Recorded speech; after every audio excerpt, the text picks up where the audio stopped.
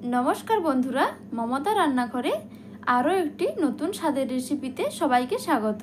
একঘেয়েমি ডিমের কারি, ডিমের ঝোল রেসিপি খেতে ভালো না লাগলে এইরকম একটা ডিমের প্রিপারেশান বানিয়ে নিতে পারেন। ভাত, রুটি, পরোটা সব কিছুর সাথে খেতে কিন্তু দারুণ লাগে।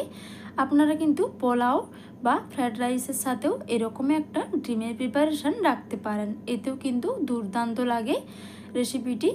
চলুন তাহলে বন্ধুরা আজকে রেসিপিটি শুরু করা যাক। আশা করি আপনাদের পুরো রেসিপিটি খুবই ভালো লাগবে। ভালো লাগলে অবশ্যই কিন্তু আমার চ্যানেলটিকে সাবস্ক্রাইব করে পাশে থাকবেন।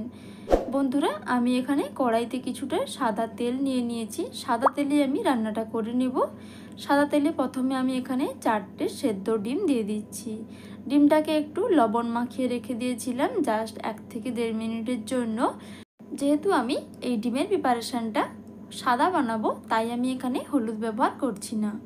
ডিমগুলোকে আমি ভালোভাবে নাড়াচাড়া করে মিডিয়াম আঁচে ভেজে নিয়েছি। এবার ডিমগুলোকে তুলে নিচ্ছি। ওই তেলে আমি দিয়ে দিচ্ছি কিছুটা গোটা জিরে। এবার দিয়ে দিচ্ছি আমি এখানে 1 টুকরো এলাচ আর দারচিনি।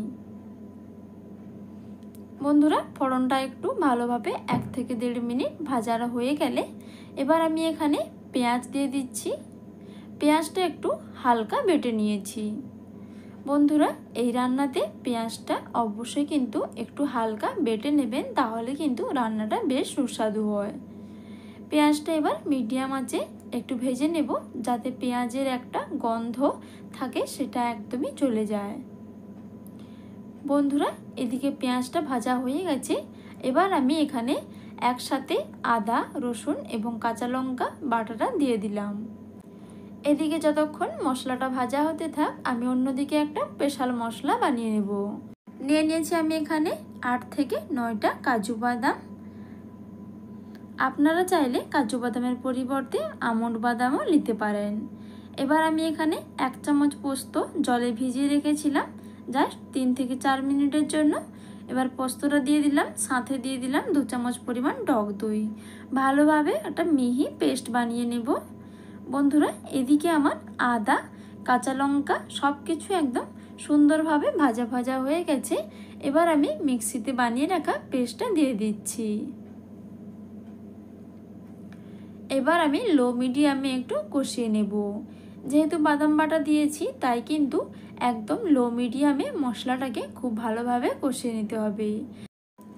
যতক্ষণ না মশলাটাকে তেল ছেড়ে আসছে ততক্ষণ অবধি খুব ভালো করে মশলাটাকে কষিয়ে নিতে হবে। দেখতেই পাচ্ছেন মশলা থেকে কিন্তু এখন তেল ছাড়তে শুরু করেছে। এবার আমি মিক্সির জারটা ধুয়ে সামান্য পরিমাণ দিয়ে দিচ্ছি জল। জল দিয়ে আবারও আমি 2 মিনিটের জন্য একটু কষিয়ে নেব। বন্ধুরা, 2 মিনিট আমি ভালোভাবে কষিয়ে নিয়েছি। এবার আমি দিয়ে দিচ্ছি এখানে 1/2 চামচ পরিমাণ চিলি ফ্লেক্স, দিয়ে দিচ্ছি 1/2 চামচ পরিমাণ ভাজা জিরের গুঁড়ো, আর দিয়ে দিচ্ছি সামান্য পরিমাণ চিনি। এতে কিন্তু দারুণ একটা স্বাদ আসবে। এবার সব কিছু মশলার সাথে খুব ভালোভাবে একটু কষিয়ে নিচ্ছি।